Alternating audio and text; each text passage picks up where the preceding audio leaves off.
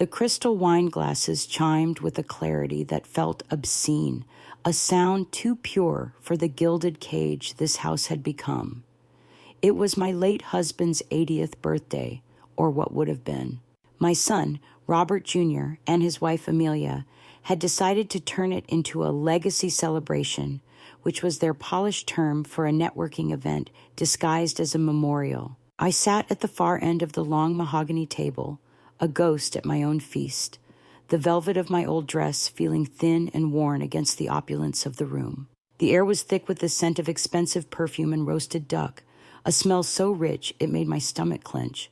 I watched them all, Robert's colleagues, Amelia's socialite friends, their laughter echoing off the high ceilings of the home my husband and I had built, not with money, but with calloused hands and a shared dream.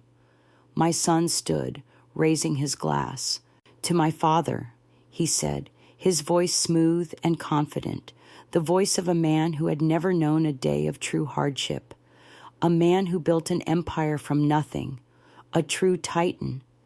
The guests murmured in agreement, their faces glowing in the candlelight. He went on, speaking of vision and ambition, but he never once mentioned the partner my husband had, the man who had been his best friend.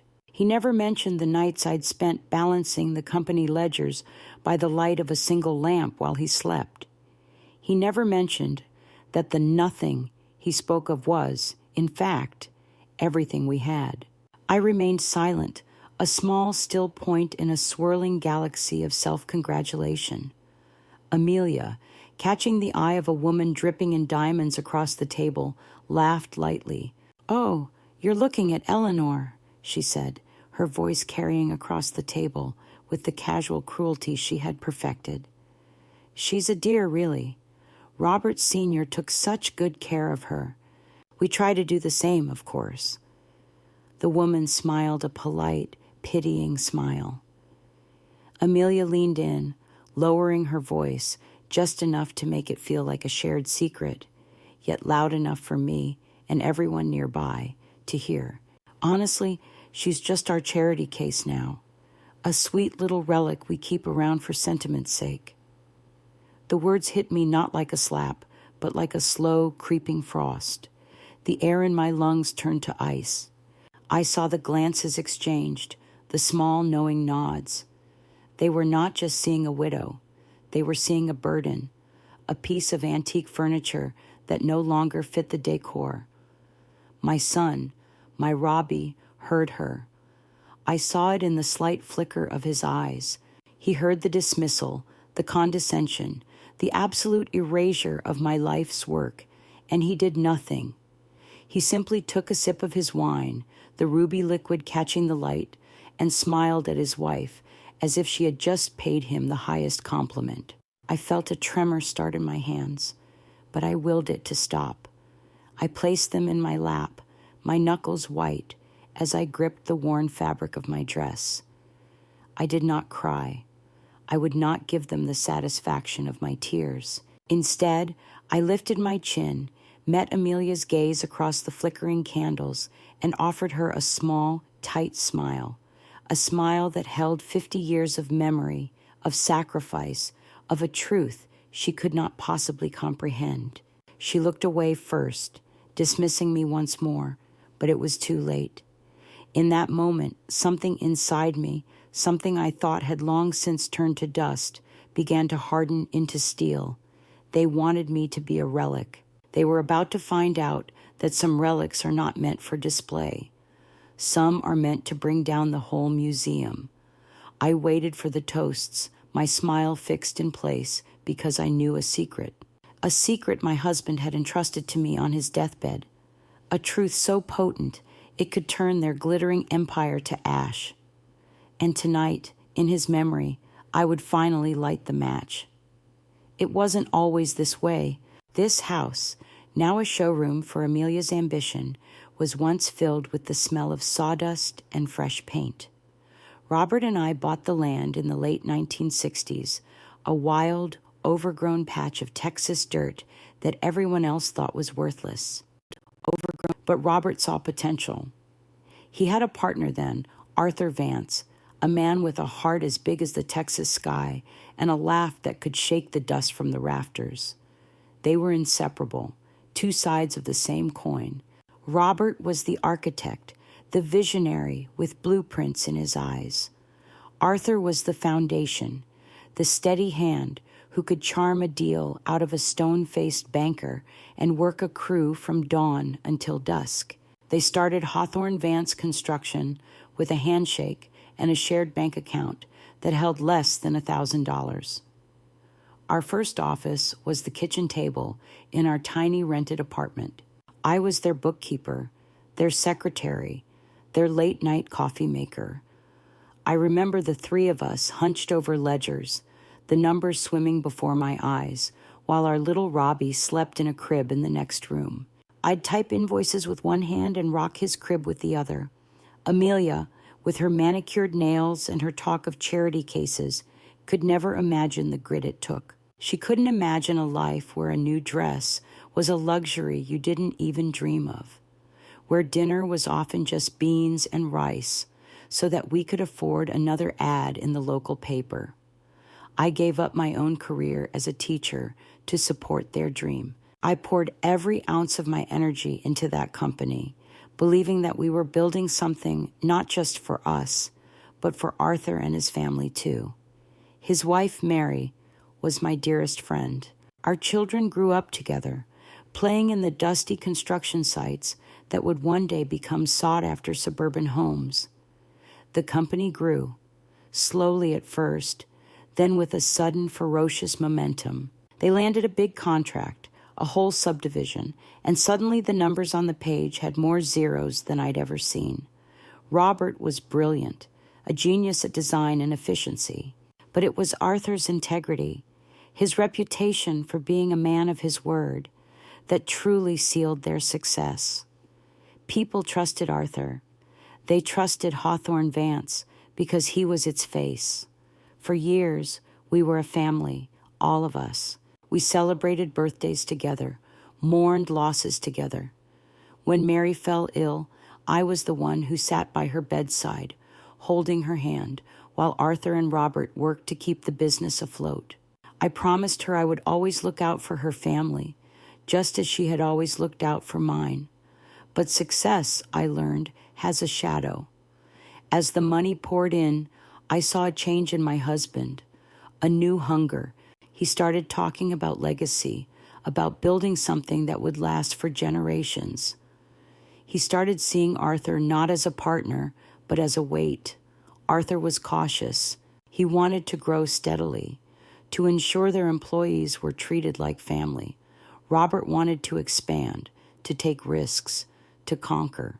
Their arguments became more frequent, hushed conversations behind closed doors that would end with Robert storming out and Arthur looking tired and sad. I tried to be the bridge between them, to remind Robert of the man he used to be, the man who valued loyalty above all else, but the shadow had taken root.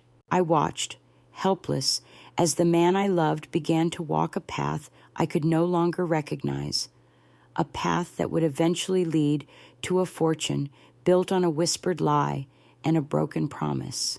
And I, in my love and my naivete, stayed silent, believing that the good man I married would eventually find his way back. I didn't know then that some paths only go one way, and that the foundation of our entire life was being built on something as unstable as sand. After Robert passed, the cracks in that foundation began to show. At first, the change was subtle, like the slow fading of a photograph left in the sun. Robbie, my son, had married Amelia a few years prior, and while Robert was alive, he had kept her sharp edges softened. And while he insisted on our Sunday dinners, on my inclusion in family decisions, he'd look at me across the room, and I'd know without a word that I was still the matriarch, the cornerstone of the family he had built. But when he was gone, the house grew colder. The silence he left behind was filled not with grief, but with Amelia's ambition. It started with the redecorating. "The house needs a refresh, Eleanor," she'd said, her voice dripping with false concern. It's so dated. One by one, my things began to disappear. The worn armchair where Robert used to read the paper was replaced by a sleek, uncomfortable leather thing that looked like it belonged in a museum. The family photos on the mantelpiece of me and Robert on our wedding day, of Robbie and Arthur's son, Michael, covered in mud after a fishing trip, were swapped out for abstract art and posed portraits of Amelia and Robbie at some black tie gala. My home was slowly being erased, and I was being erased along with it. Then came the quiet exclusion. Invitations to dinner with their friends became less frequent. "It's a late night, Mom. You need your rest," Robbie would say, avoiding my eyes. Amelia started hosting holidays, and suddenly the guest list was curated. "It's just a small gathering this year," she'd announce, and I'd find myself relegated to a small table in the study, eating my turkey off a plate on my lap while the main dining room roared with laughter. They began to speak of my presence in the past tense, even when I was standing right there. "Mom used to love gardening," Robbie would tell a guest, as if I were no longer capable of holding a trowel. They treated me like a child, or worse, an inmate. My finances were managed for my own good. Amelia took over the household accounts, sighing dramatically about the cost of my prescriptions. "It's just so much, Eleanor. We have to be careful." Yet she thought nothing of buying a new designer handbag that cost more than my medication for a year. They installed a smart home system, and suddenly I couldn't even adjust the thermostat without it being reset from Amelia's phone. The house was kept at a chilly 68 degrees because she'd read it was optimal for skin health. I spent my evenings wrapped in the Afghan I had knitted decades ago, shivering in my own living room. The charity case comment at the party was not an outlier. It was a summary. It was the thesis statement of their new family narrative, one in which I was a footnote, a sentimental obligation they were graciously fulfilling. The most painful part was my son's complicity. Robbie, the boy whose scraped knees I had kissed, whose fevers I had cooled with a damp cloth, whose heart I had mended after his first breakup. He stood by and watched it happen. He watched as his wife dismantled my life, piece by piece, and offered only the silence of a coward. He chose her comfort over my dignity. He chose her polished lies over the messy truth of his own history. He saw me shrinking, fading, becoming a ghost in the halls we once walked together, and he let it happen. He let it happen because he, too, had come to believe the lie, that the empire was his by birthright, and I was just a relic from a bygone era, a story that was no longer his to tell. But he had forgotten one crucial detail. I was the only one left who knew how the story truly began. The party continued its hollow rhythm downstairs, but I had already slipped away. No one noticed. A ghost departure is always silent. I made my way to the master bedroom, which had once been mine and Robert's, but was now Amelia's sanctuary of beige and chrome. My heart was a cold, hard knot in my chest. I walked past her sprawling walk-in closet, a temple to consumerism, and went to the far wall, the one behind the king-sized bed. It was still covered in the original oak paneling we had installed ourselves. Robert had always said good wood held its secrets. My fingers traced the familiar grain until they found the small, almost invisible seam. I pressed, and a section of the paneling clicked open, revealing a small, dark cavity. Inside sat a heavy, fireproof lockbox. My hands were steady as I retrieved it. I had not opened this box since the day after Robert's funeral. He had made me promise. "Only if he forgets who he is, Eleanor," he had whispered, his voice thin as paper. "Only if he forgets what this family was built on." And tonight, Robbie had forgotten.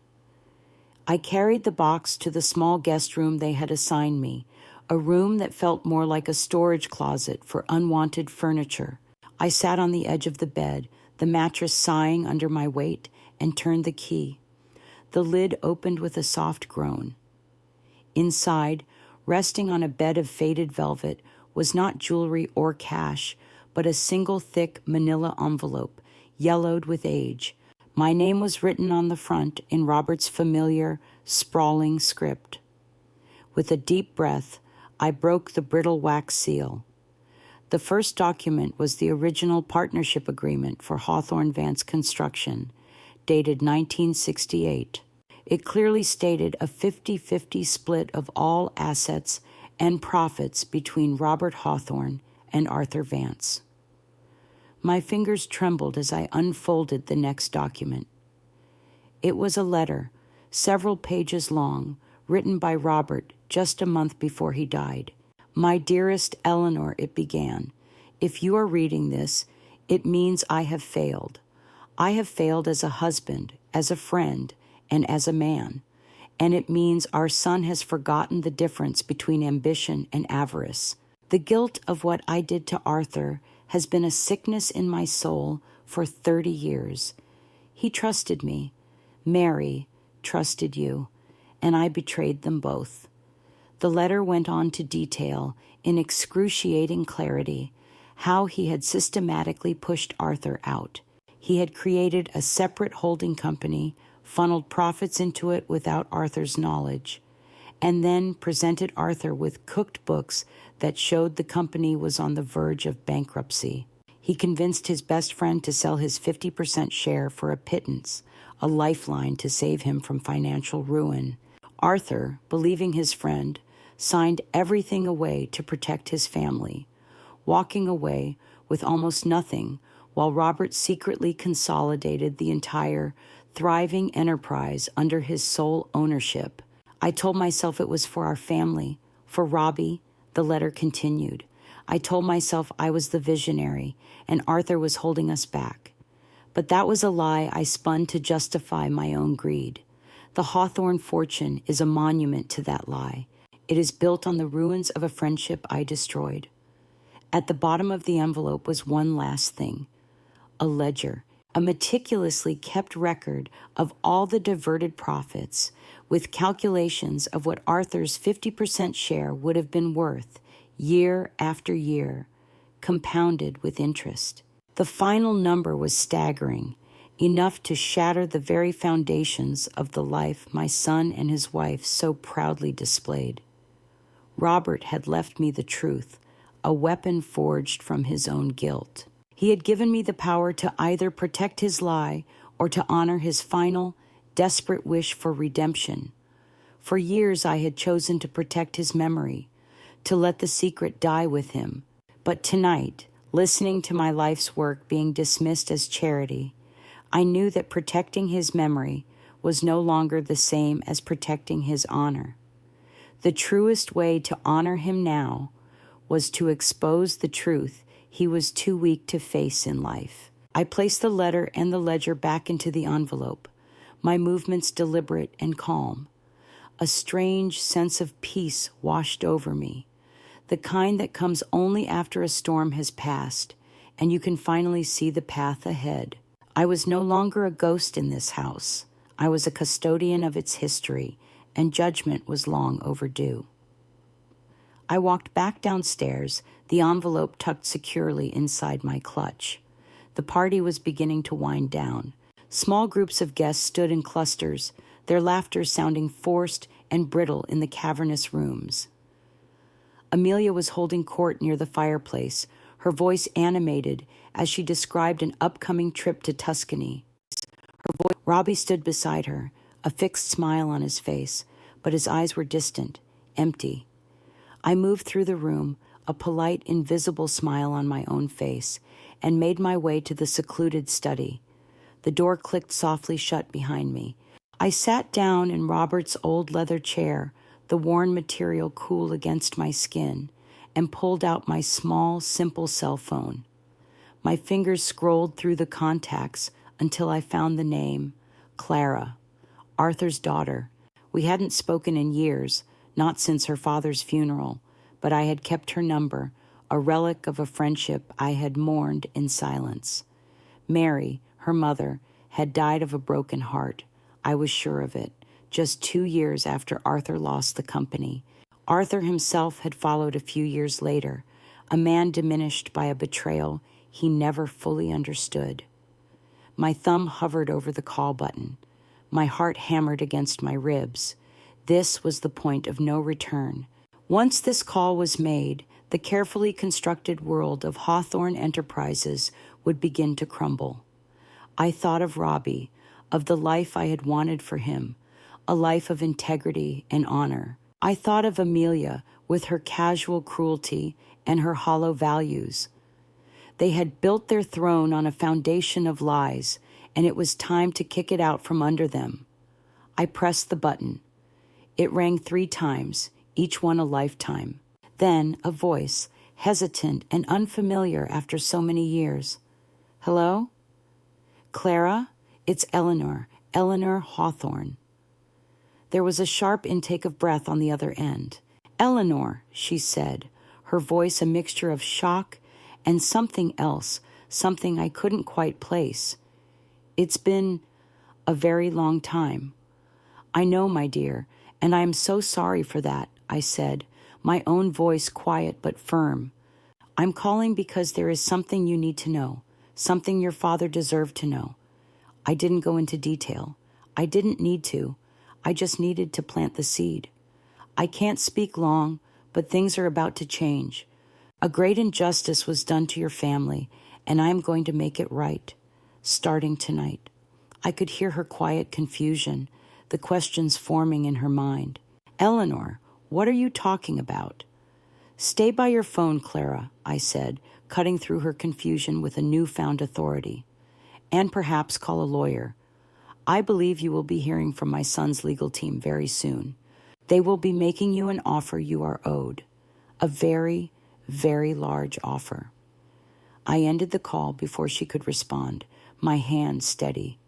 I sat in the darkness of the study for a long moment, the silence a comforting blanket. I had done it. I had set the gears in motion.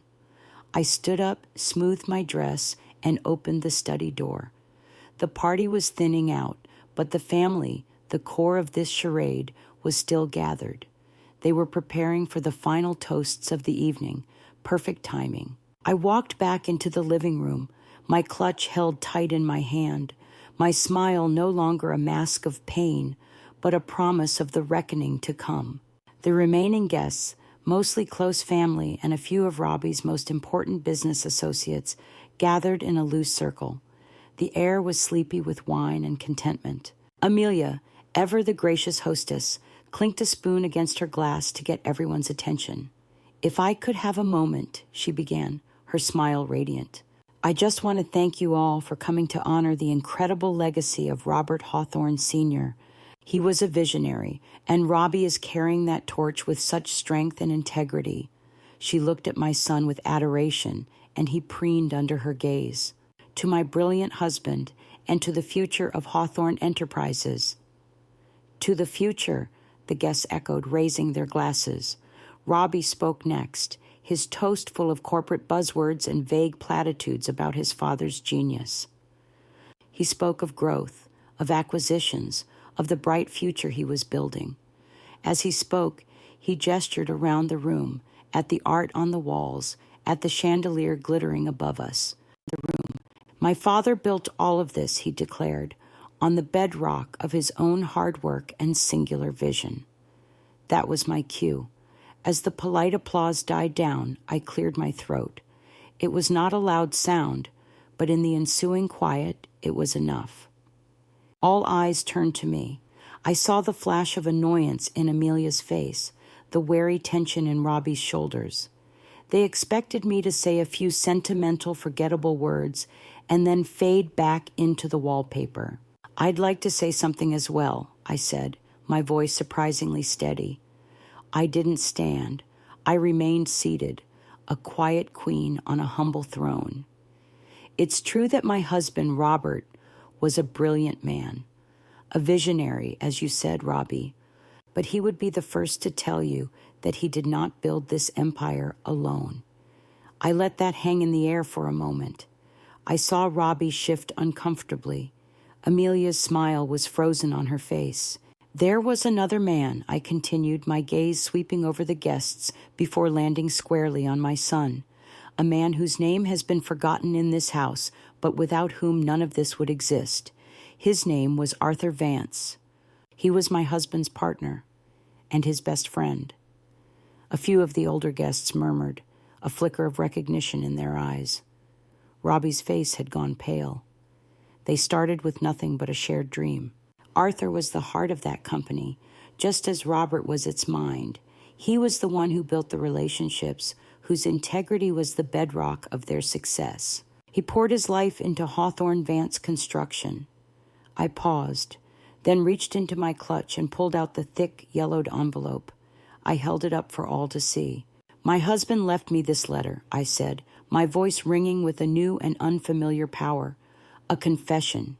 In it, he details how he cheated his best friend, how he manipulated the books and forced Arthur to sell his 50% share for pennies on the dollar, leaving him and his family with nothing.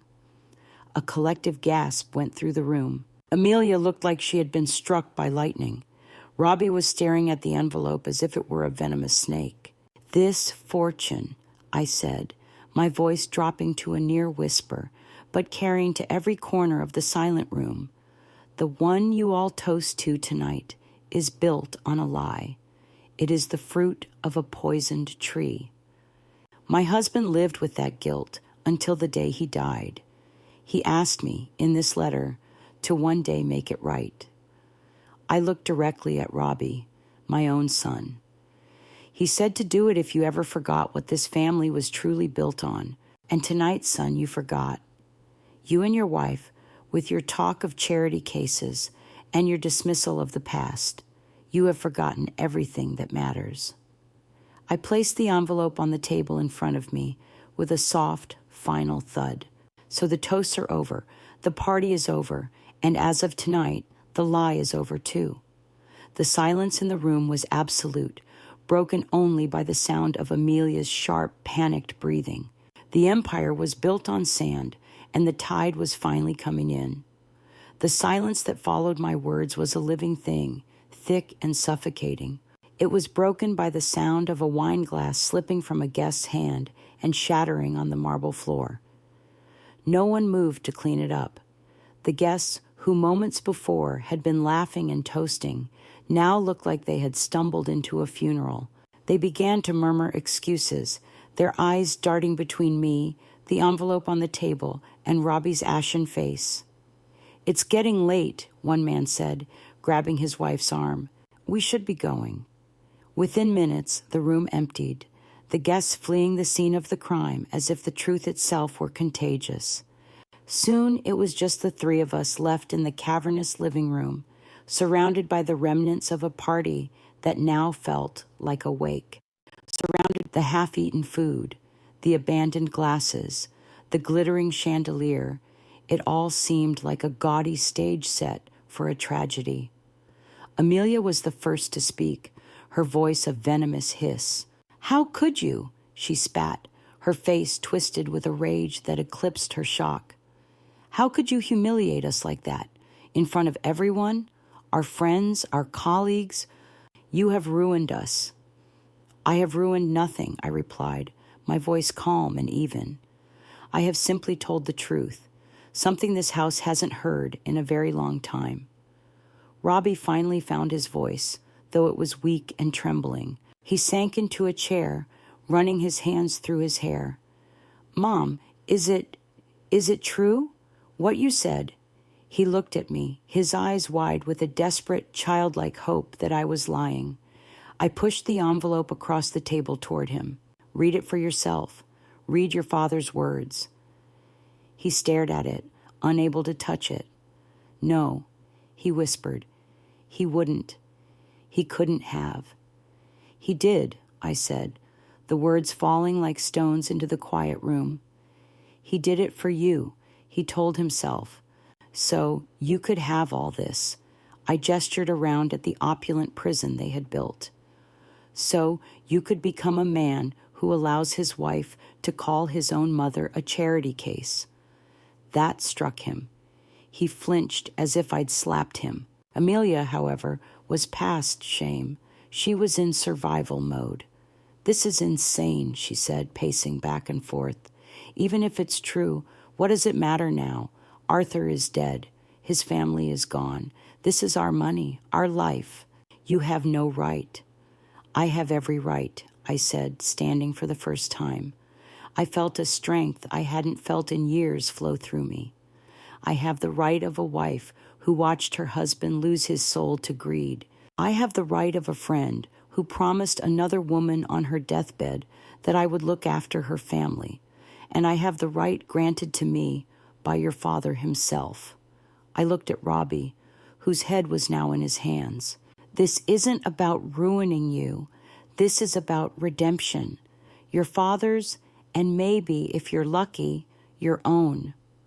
"What do you want?" Amelia demanded, her voice raw. "Money? Is that it? You want a bigger allowance so you can stop playing the martyr?" "I want nothing for myself," I said, and the simple truth of that statement silenced her. "What I want is justice. You, Robbie, are going to contact Clara Vance.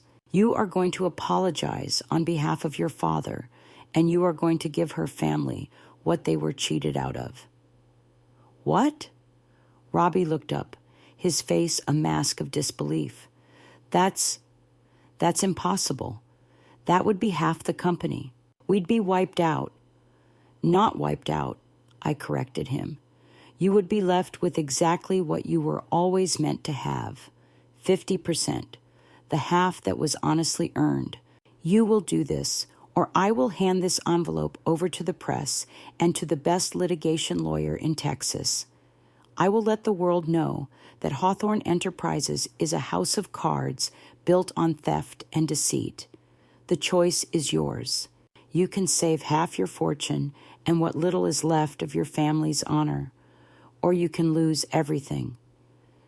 I left them there, surrounded by the debris of their perfect life, the weight of my ultimatum hanging in the air between them. I walked out of the room, out of the house, and into the cool night air. For the first time, I didn't feel like a ghost. I felt like the one person who could finally set the spirits of that house free. A month later, I was sitting on a small, sun-drenched balcony overlooking the gentle waves of the Gulf. I had not returned to the house in Austin.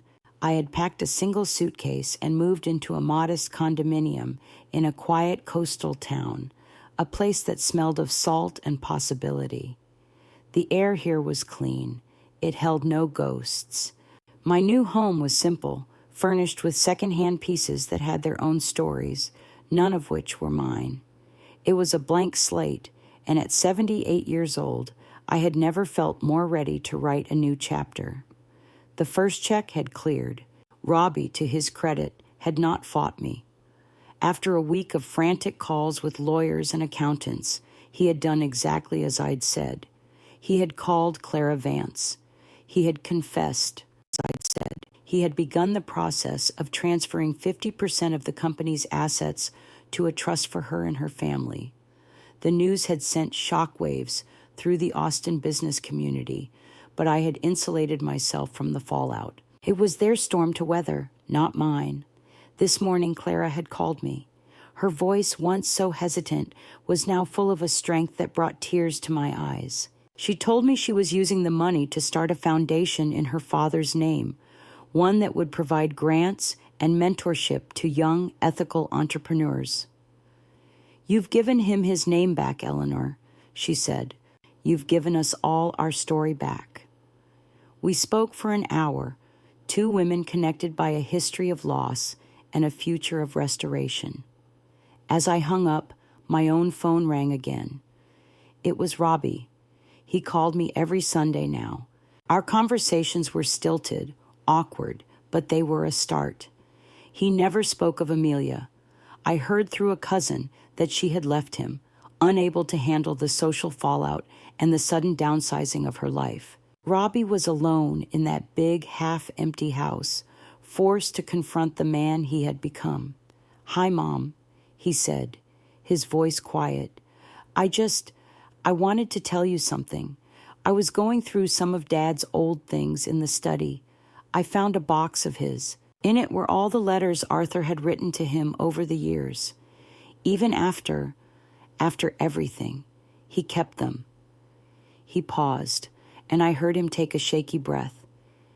He never stopped loving him, did he? He was just lost.